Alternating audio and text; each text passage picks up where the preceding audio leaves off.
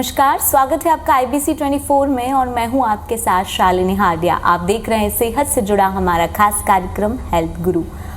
बदलती लाइफस्टाइल को एडॉप्ट करना जितना ज़रूरी है उतना ही वर्तमान मौजूदा दौर की डिमांड भी है। वैसे ही जीवन को सुरक्षित सेहतमंद रखना और उसके साथ साथ आपका सबसे अभिन्न अंग हृदय को सुरक्षित और सेहतमंद रखना आज के समय में बड़ा चुनौतीपूर्ण होते जा रहा है। देश की स्थिति की बात करूं तो बड़ी तेज़ी के साथ हृदय रोग बढ़ रहे हैं। आंकड़ों की बात की जाए तो भारत देश के अंदर ही हर साल 1 लाख से ज़्यादा हार्ट सर्जरीज होती है। मॉडर्नाइजेशन का ज़माना है, ऐसे में टेक्नोलॉजी बदली है और मेडिकल साइंस ने भी खूब तरक्की की है। अब अलग अलग टेक्नोलॉजी के माध्यम से मरीज़ को कम दर्द के साथ साथ बिना चीरफाड़ करे ही दिल के जो वॉल है वो बदले जा रहे हैं। किस तरह की तकनीक का इजाद हुआ है, कितना सेहतमंद ये आम जनता को अब रख सकता है, इन सब के बारे में चर्चा करेंगे आज के हमारे शो हेल्थ गुरु में। तो चलिए आगाज करते हैं हेल्थ गुरु का। आज हमारे साथ इंदौर अपोलो हॉस्पिटल की वरिष्ठ हृदय रोग विशेषज्ञ डॉक्टर सरिता राव है। उन्हीं से जानते हैं और समझते हैं क्या कुछ ज़रूरत है वर्तमान समय की। मैम बहुत बहुत स्वागत है आपका IBC 24 में। मैम ने देखा बहुत ज़्यादा मॉडर्नाइजेशन हो गया है, साइंस फील्ड ने भी बेहद ज़्यादा तरक्की की है, मेडिकल भी इससे अछूता नहीं है। किस तरह की नई तकनीकें जो है वो इजाद हुई हैं इस समय? Medical science is seeing great leaps and bounds of advancement. बहुत सारी नई टेक्निक्स अभी आई हैं। फॉर एग्जांपल जब हम एंजियोप्लास्टी करते हैं, जिन पेशेंट्स का पहले हमें सिर्फ बाईपास सर्जरी ऑप्शन था, आज हमारे पास टेक्निक्स है जैसे कि शॉक वेव लिथोट्रिप्सी, जिसके माध्यम से हम बहुत ही कैल्सिफाइड आर्टरीज़ को उसकी कैल्शियम तोड़ के उसमें एंजियोप्लास्टी से काम चला सकते हैं। रोटा एब्लेशन आ गई है, शॉक वेव लिथोट्रिप्सी आ गई है। ये सारे टेक्निक्स हमने अपोलो इंदौर में अपनाया है। और भी बहुत सारे फील्ड्स, एक सिंपल चीज़ जैसे कि हाई ब्लड प्रेशर है, उसके कंट्रोल के लिए एक रीनल डिनोवेशन थेरेपी हमने स्टार्ट किया है, जिससे कि ब्लड प्रेशर कंट्रोल हो जाता है। इसके अलावा एंजियोप्लास्टी जो पहले सिंपल माध्यम से होती है, अब हमारे पास ऐसे एडवांसमेंट है जैसे कि OCT और IVUS, जो कि इंट्राकॉर्नरी इमेजिंग होती है, जो कि हम आर्टरी के अंदर जाके देख सकते हैं कि क्या वहाँ पे प्रॉब्लम है और उसको किस तरीके से हमने ठीक किया है। इन सारी चीज़ों से रिज़ल्ट्स ऑफ एंजियोप्लास्टी बहुत अच्छी हो गई है। लॉन्ग टर्म रिज़ल्ट्स बहुत अच्छे रहते हैं, पेशेंट्स को बहुत कंफर्ट मिलता है। इसके अलावा जो पहले पेशेंट्स के वाल्व में प्रॉब्लम्स होती थी और हमारे पास कोई भी ऑप्शन नहीं रहता था एक सर्जिकल रिप्लेसमेंट करने के अलावा, तो that means that we had to do a valve replacement by doing an open heart surgery. आज टेक्नोलॉजी इतने ज़्यादा एडवांस कर चुकी है कि हम अब ये सारे प्रोसीजर्स परक्यूटेनियसली कर रहे हैं, यानी कि बिना चीरे के ऑपरेशन से वाल्व को बदलने की भी प्रोसीजर्स आ गई हैं, जैसे कि तावी है, माइट्रा क्लिप है। ये सारे प्रोसीजर्स आजकल हम कर रहे हैं। मैम अगर हम स्पेशलाइज बात करें टावी को लेकर, क्या होता है ये? तावी का फुल फॉर्म होता है trans catheter aortic valve implantation. इसमें एक सुई के माध्यम, हम ग्रोइन में एक सुई डालते हैं और उसके माध्यम हम एक नया वाल्व ले जाते हैं और पेशेंट की जो वाल्व हार्ट की ख़राब हो चुकी होती है, जो एओर्टिक वाल्व होती है, जब उसमें सिकुड़न आ जाती है तो हम ये नए वाल्व एक पिन होल के माध्यम से अंदर ले जाके वहाँ पे लगा देते हैं एंड पेशेंट की वाल्व ठीक हो जाती है। तो इस प्रोसीजर को, चूँकि ये कैथेटर के माध्यम से होती है, इसलिए इसे तावी कहा जाता है। मैम टावी कैसे की जाती है, क्या कुछ प्रक्रियाएं रहती है इसकी? बेसिकली तावी जो है, लाइक आई सेड, एक हम शीट डालते हैं ग्रोइन में और उस शीट के माध्यम से हम कैथेटर ले जाते हैं, वायर ले जाते हैं। वायर से पहले हम एओर्टिक वाल्व के क्रॉस करते हैं और फिर उसको हम बैलून से डायलेट कर देते हैं, जैसे कि एंजियोप्लास्टी में बैलूनिंग किया जाता है, वैसे इस वाल्व को डायलेट कर देते हैं एक बैलून से और उसके बाद वो नई वाल्व को वहाँ ले जाके वहाँ पे उसको फिक्स कर दिया जाता है। ये सारे कुछ एक सुई के माध्यम से होती है and it is a painless procedure, patient को कोई तकलीफ नहीं होती है. So this is how we do TAVI procedure. Ma'am ये सर्जिकल वेल्व रिप्लेसमेंट से कितनी अलग मानी जाती है? ये बहुत अलग है सर्जिकल वाल्व रिप्लेसमेंट से, क्योंकि जब हम सर्जिकल वाल्व रिप्लेसमेंट करते थे सबसे पहले दिन की पेशेंट को हम करीब 7 से 8 दिन हॉस्पिटल में हमें रखना पड़ता था. उनकी रिकवरी में भी करीब 1 महीने लगती थी उनको. ये एक ओपन हार्ट प्रोसीजर होता था, यानी कि पूरा स्टर्नम को हमें कट करना पड़ता था, पूरा सीना चीरा जाता था पेशेंट को, और फिर हम अंदर जाके वाल्व को रिप्लेस करते थे, नई वाल्व लगाते थे. और इसमें रिस्क भी ज़्यादा रहती थी, क्योंकि जब आप किसी का सीना है, जाहिर है उसको कट करके ओपन करेंगे तो इन्फेक्शन का रिस्क रहता है, ब्लीडिंग का रिस्क रहता है, रिकवरी टाइम प्रोलॉन्ग्ड रहती है, वुंड को हील होने में टाइम होता है, स्टर्नम जुड़ने में टाइम लगती है, एंड हॉस्पिटल स्टे भी प्रोलॉन्ग होती है. तो ये सारी चीज़ें प्रॉब्लम्स थी of surgical valve replacement. Procedure वो भी अच्छा है, लेकिन उसमें वक्त, complication rate, infection rate, bleeding risk, कई बार पेशेंट को ब्लड ट्रांसफ्यूजन भी देना पड़ता था. ये सारी चीज़ें हमारे सर्जिकल वाल्व रिप्लेसमेंट में थी. इन सारी चीज़ों को अवॉइड करने के लिए, या to get over all of these things, this procedure has been developed. इसमें कोई चीरा नहीं लगता है पेशेंट को, ब्लड ट्रांसफ्यूजन्स की यूजुअली ज़रूरत नहीं पड़ती है, पेशेंट को बेहोश भी करने की ज़रूरत नहीं पड़ती है. 2 दिन में पेशेंट की छुट्टी हो जाती है. प्रोसीजर टाइम बहुत कम होता है, it takes about 1 hour, 1.5 hour. So surgical replacement और परक्यूटेनियस प्रोसीजर में बहुत ही ज़्यादा फ़र्क रहता है, और ख़ास करके बहुत सारे ऐसे पेशेंट्स होते हैं जो सर्जिकल प्रोसीजर के लिए बहुत हाई रिस्क होते हैं, तो उनके लिए ये एक बोन माना जाता है. मैम जैसे आपने कहा कि ड्यूरेशन और टाइमिंग जो है वो काफ़ी इसमें कम हो चुका है.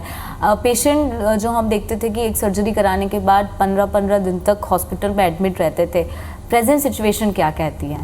So in the present situation basically अगर आप ताबी कर रहे हैं किसी पेशेंट का, तो आम तौर में 2 दिन में वो घर चले जाते हैं, क्योंकि इसमें कहीं कोई चीरा ही नहीं है. It is just a pin hole, और वो भी उसी समय जब हम प्रोसीजर कंप्लीट करते हैं तो we have already taken some strings, जिसके माध्यम से वो पिन होल भी बंद कर दी जाती है. पेशेंट 2 दिन के बाद जैसे वो चल के आए थे वैसे ही चल के जाते हैं. प्रोसीजर टाइम शॉर्ट है, 1 घंटे में ये प्रोसीजर हो जाती है, एंड पेशेंट बेहोश भी नहीं करते हैं हम, तो they are fully conscious, they walk in and they walk out of hospital. तो I would say that it is a great advancement in medical technology. ये टेक्नोलॉजी हमने इंदौर में कुछ टाइम से स्टार्ट कर दिया है, और कई सारे पेशेंट्स को इस टेक्नोलॉजी के बेनिफिट मिले हैं. मैम अगर ये समझा जाए, जैसे आपने कहा बहुत सारे पेशेंट्स इस तरह की सर्जरीज करवा रहे हैं, इस तरह की प्रोसीजर करा रही हैं, उन लोगों के एक्सपीरियंस कैसे हैं? कुछ पॉजिटिव रिस्पॉन्स? जिन लोगों ने भी ये प्रोसीजर के लिए ऑप्ट किया है, their experience has been very good. वो खुद बहुत खुश रहे, उनके फैमिली मेम्बर्स भी बहुत खुश हुए इस प्रोसीजर से. रिकवरी उनका बहुत ही फास्ट रहा है, and on follow-ups also they have remained good. So I would say कि एक्सपीरियंस बहुत ही अच्छी थी लोगों की, क्योंकि इतना short quick successful procedure. And जितने भी पेशेंट्स का तावी हुआ है यहाँ इंदौर में, हमने जितने भी पेशेंट्स के किए हैं वो सब स्वस्थ हैं, they are all in good condition. Ma'am general anaesthesia देने की ज़रूरत इसमें महसूस होती है क्या? जनरल एनेस्थीसिया इसमें नहीं लगती है. That is the beauty of this procedure. चूँकि ये एक परक्यूटेनियस प्रोसीजर है, जिस तरीके से हम एंजियोग्राफी करते हैं, एंजियोप्लास्टी करते हैं एक सुई के माध्यम से, और उसमें भी हम पेशेंट को एनेस्थीसिया नहीं देते हैं. ज़्यादा से ज़्यादा हम लोकल एनेस्थीसिया देते हैं, सिर्फ उस पॉइंट को जहाँ से हम एक्सेस लेते हैं वहाँ पे सुन कर देते हैं. So there is no requirement for general anesthesia usually in these procedures, and patient remains comfortable, he remains talking to you throughout the procedure. Ma'am किस तरह की जटिलताएं आती है, किस तरह के कॉम्प्लिकेशंस जो हैं जो आप फेस करती हैं? हर procedure, even if it is a simple procedure like an angiography, हर प्रोसीजर में कुछ ना कुछ कॉम्प्लिकेशन रिस्क रहता ही है. तो जब भी हम तावी प्रोसीजर भी करते हैं तो इसमें भी कुछ कॉम्प्लिकेशंस रिस्क रहते हैं, जो कि लिटरेचर में डिस्क्राइब हुए हैं. फॉर एग्जांपल, जहाँ से आप एक्सेस ले रहे हैं वहाँ से आपको ब्लीडिंग हो सकती है, चूँकि ये थोड़े लार्ज बोर कैथेटर्स रहते हैं जिसको हम अंदर ले जाते हैं, तो अगर किसी की अयोटा जिसके माध्यम से हम अंदर जाते हैं वो टॉर्टुअस है या कैल्सिफाइड है तो उसमें इंजरी होने का डर रहता है। बट ये सारी चीज़ें हम पहले से ही सीटी स्कैन करके एसेस कर लेते हैं कि क्या इस पेशेंट की अयोटा फिट है कि उससे हम वो सारे कुछ इंट्रोड्यूस कर पाएंगे। The third thing is of course, जब भी आप एक फॉरेन मटेरियल शरीर में डालते हैं, कोई भी वाल्व डालते हैं, तो इन्फेक्शन का रिस्क रहता है। और जब वाल्व इम्प्लांट किया जाता है तो उस समय ये रिस्क भी रहता है कि वहाँ से शायद कभी लीक हो जब आप एक्सपैंड करें, या कुछ पेशेंट्स को ऐसा भी हो सकता है कि चूँकि जब वो एक्सपैंड करती है सराउंडिंग टिश्यू को अगर थोड़ा सा भी डैमेज हुआ तो चांस ऑफ हार्ट ब्लॉक या चांस ऑफ कैल्शियम वहाँ से टूट के अगर ब्रेन की तरफ गई तो स्ट्रोक का रिस्क रहता है। बट ये सारी रिस्क करीब 1% से कम रहती है, तो 99% success rate and risk of complications less than 1%। और जो कि जब हम ओपन हार्ट सर्जरी करते हैं, ओपन हार्ट रिप्लेसमेंट करते हैं, तो रिस्क इससे काफ़ी ज़्यादा रहता है। So which is why I will say कोई भी प्रोसीजर 100% नहीं होता है, but yes this is a very good procedure with low complication rate. Ma'am, आपने जिस तरह से बताया कि टावी बहुत इजी है, पसंद भी आता है, लेकिन एक सवाल ये भी होता है कि क्या पॉकेट फ्रेंडली है, क्या हर कोई इस तरह इसको कर सकता है, क्या बजट फ्रेंडली है या नहीं है? तो ये सवाल हमेशा आती है जब भी कोई एडवांसमेंट आती है एक नई टेक्नोलॉजी की। वी हैव टू अंडरस्टैंड कि जब एक टेक्नोलॉजी इंट्रोड्यूस होती है शुरुआत में हमेशा वो महंगा रहता है, because a lot of research has gone into it, lot of development has occurred. बहुत सारे लोगों ने टाइम लेके सालों साल रिसर्च करके ये टेक्नोलॉजी डेवलप करते हैं। इसलिए जब भी कोई नई टेक्नोलॉजी आती है शुरू में वो महंगी ज़रूर रहती है, and over time with time इसकी कॉस्ट रिड्यूस होती है। Now even angioplasty when it was started way back 20 साल पहले जब वो स्टार्ट हुई थी तो बहुत महंगी प्रोसीजर मानी जाती थी, और आज वो बहुत आम चीज़ है, हर व्यक्ति करा सकता है। उसी तरीके से तावी जब ये स्टार्ट हुआ, when it started it was the cost was coming to around 25-30 lakhs जब हम फॉरेन वाले वाल्व्स लेके आते थे और पेशेंट्स को लगाते थे। बट आज मैं ये कहना चाहूँगी कि वो 25-30 lakhs से कॉस्ट घट के 12 से 15 लाख रुपए आ गई है, क्योंकि हमारी इंडियन कंपनीज़ ने भी इसको मैन्युफैक्चर करना स्टार्ट कर दिया है। So we are seen almost 50% इसकी कॉस्ट ऑलरेडी कम हो चुकी है, क्योंकि हमारी मेक इन इंडिया आ गई है valves, and they are also performing very well. So technology जितने with time there will be more and more people supplying that technology, and the cost is bound to come down even more. So from 30 lakhs now it has come down to 12 to 15 lakhs. So I would say that is an advancement.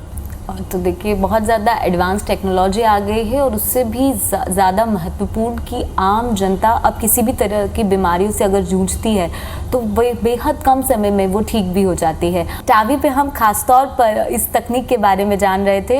Indore Apollo hospital से doctor सरिता राव मेरे साथ लगातार जुड़ी हुई है। Ma'am, हमने ये देखा कि टेक्नोलॉजी का जिक्र आप जिस तरह से कर रही थी, अलग अलग तरीका है, लेकिन सबसे महत्वपूर्ण अगर हम टावी का जिक्र करें तो उसके लिए हम कैसे चयन करते हैं पेशेंट्स का? तावी प्रोसीजर उन लोगों के लिए किया जाता है जिनको कि सिवियर या क्रिटिकल एयोटिक स्टेनोसिस है।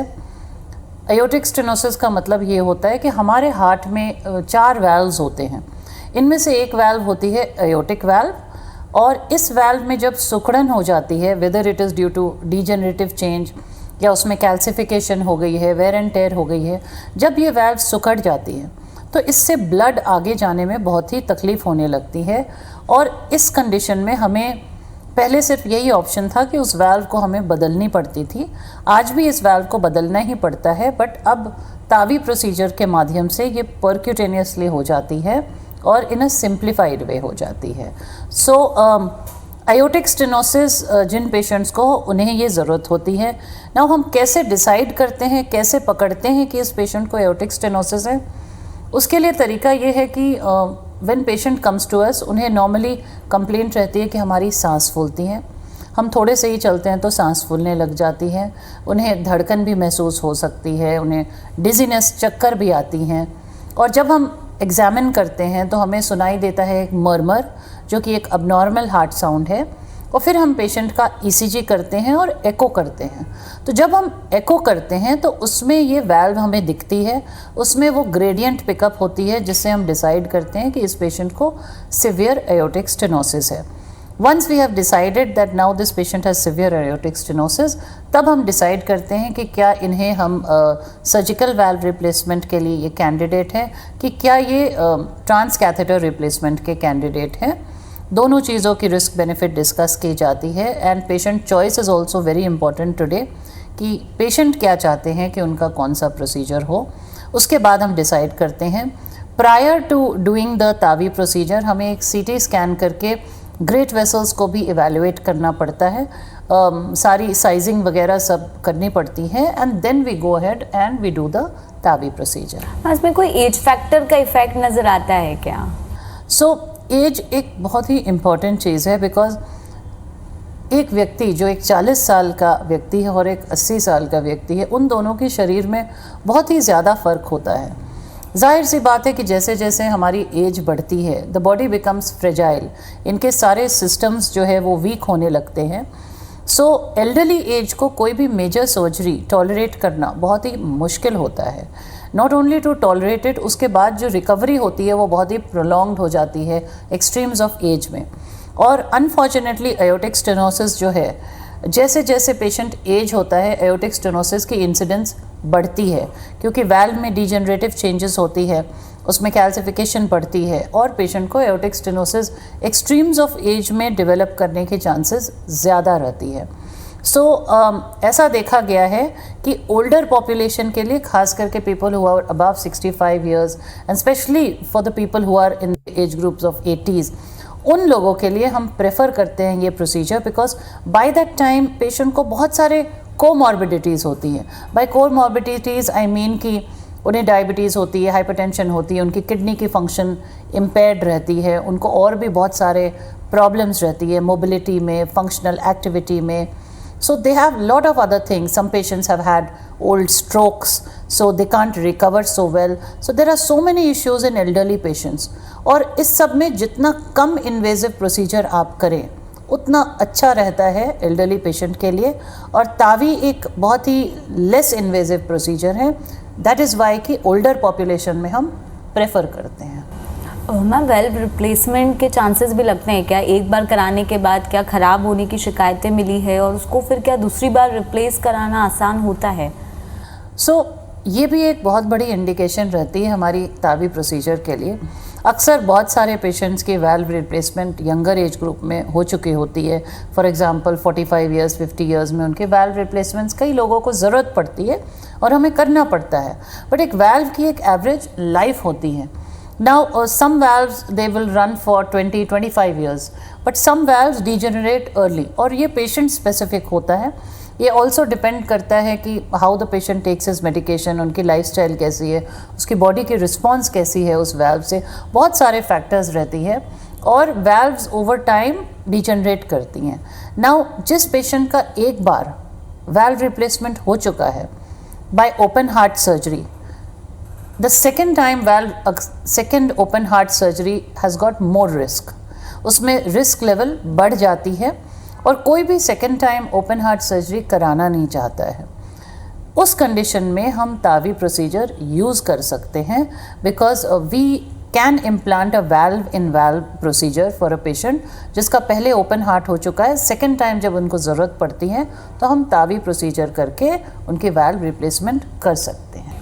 मैम, बहुत सारे पेशेंट्स आप ऐसे देख चुके हैं, कुछ ऐसी केस स्टडी जो आप हमारे साथ शेयर करना चाहेंगे? कई सारे पेशेंट्स का हमने किया है बट आई रिमेंबर दैट जब ये कोविड एरा था और हमारे एक पेशेंट थे जो आउट स्टेशन थे, इंदौर में नहीं थे, he was from another city और वो 93 ईयर्स के थे और वो बिल्कुल वेल प्रिजर्व जेंटलमैन थे बट उनको सिवियर क्रिटिकल एओर्टिक स्टेनोसिस थी और कोविड का टाइम था और ट्रीटमेंट वाज वेरी डिफ़िकल्ट। तो उनको हमने एयरलिफ्ट किया था अपोलो हॉस्पिटल इंदौर तक और फिर यहाँ पे उनकी प्रोसीजर सक्सेसफुली हुई थी and he went home and we saw his videos after a couple of weeks. बहुत अच्छे से चल फिर रहे थे, अपनी सारी चीज़ें कर रहे थे। So that is one case which I remember because it was during the Covid time. gentleman was very elderly, 93 years is a good ripe age, and he went through the procedure very well. एक और case मुझे याद इसलिए रहता है क्योंकि उस lady का पहले वाल्व रिप्लेसमेंट हो चुका था, and unfortunately that valve degenerate हो गई और उनको वापस वाल्व रिप्लेसमेंट की ज़रूरत पड़ी उस पेशेंट पे हमने, और वो दूसरी बार ओपन हार्ट नहीं कराना चाहते थे, उनका बाईपास भी हुआ था, उनका वाल्व रिप्लेसमेंट भी हुआ था, तो दूसरी बार उनकी हमने valve in valve Tawi procedure के माध्यम से किया था। मैम क्या मैसेज देना चाहेंगे, क्योंकि हर किसी को अपने दिल का ख्याल रखना बहुत ज़्यादा ज़रूरी है, कुछ ऐसा मैसेज जो आप देना चाहें? दिल का ख्याल रखना बहुत ज़रूरी है जैसे आपने कहा, एंड वी ऑलवेज बिलीव कि prevention is better than cure. कोशिश करें कि आपको दिल की बीमारी हो ही नहीं, इसके लिए आपको अपने डाइट पे ध्यान देना है। आज बहुत सारे लोग फास्ट फूड, प्रोसेस्ड फूड्स, बच्चे भी यही चीज़ें पसंद करते हैं, तो कोशिश करें कि रोज़ आप फ्रेश फ्रूट्स और ग्रीन लीफी वेजिटेबल्स खाएं, घी मलाई मक्खन से परहेज़ करें और कोलेस्ट्रॉल रिच फूड्स को अवॉइड करें। दूसरी चीज़ कि आज की फास्ट पेस्ड लाइफ में हर व्यक्ति इतना बिजी है कि वो अपने लिए टाइम नहीं निकाल पाता है, तो उनकी दोनों हेल्थ बहुत इम्पॉर्टेंट है, मेंटल हेल्थ और फिज़िकल हेल्थ। तो रोज़ अपने लिए आधे घंटे टाइम निकालें जिसमें आप एक्सरसाइज करें अपने शरीर को फिट रखने के लिए, और अगर नहीं कर सकते हैं तो कम से कम हफ्ते में 3 से 4 दिन ज़रूर करें। इसके अलावा स्मोकिंग और ड्रिंकिंग, इन चीज़ों को आपको नो बोलना है, बिकॉज़ इससे हार्ट अटैक की रिस्क डबल हो जाती है। So looking after obesity, saying no to fast foods, cholesterol rich foods, regular exercise, healthy eating, ये सारी चीज़ें आपको फिट एंड हेल्दी रखेगी। इसके अलावा वन थिंग आई विल से कि आज बहुत ज़्यादा लोगों को ब्लड प्रेशर और डायबिटीज़ होती हैं, तो अगर आपको हाई ब्लड प्रेशर है, डायबिटीज़ है, तो कोशिश करें कि इसको हम नियंत्रण में रखें। डायबिटीज़, हाई ब्लड प्रेशर अगर कंट्रोल करके आपने रखा हुआ है, इसकी दवाइयाँ टाइम टू टाइम लें, लाइफस्टाइल चेंजेस करें, तो ये आपको नुकसान नहीं पहुंचा सकती है। मैम बहुत ही इन्फॉर्मेटिव जानकारी आपने हमें साझा की है और ये बेहद ज़्यादा ज़रूरी भी है। बहुत बहुत शुक्रिया IBC 24 के साथ जुड़ने के लिए। तो आज का ये शो का मकसद यही था कि आप अपने दिल का ख्याल रखिए। भले हाई टेक्नोलॉजी आ गई है, पेशेंट सीवियर कंडीशन से काफ़ी नॉर्मल रूटीन की लाइफ जी रहा है, लेकिन सवाल ये है कि यहाँ तक पहुँचने की नौबत नहीं आए। इसीलिए आप अपनी सेहत और अपने दिल का ख्याल हेल्दी लाइफस्टाइल को अडॉप्ट करके कीजिए। आज के हमारे इस खास पेशकश में इतना ही। मुझे दीजिए इजाज़त। नमस्कार।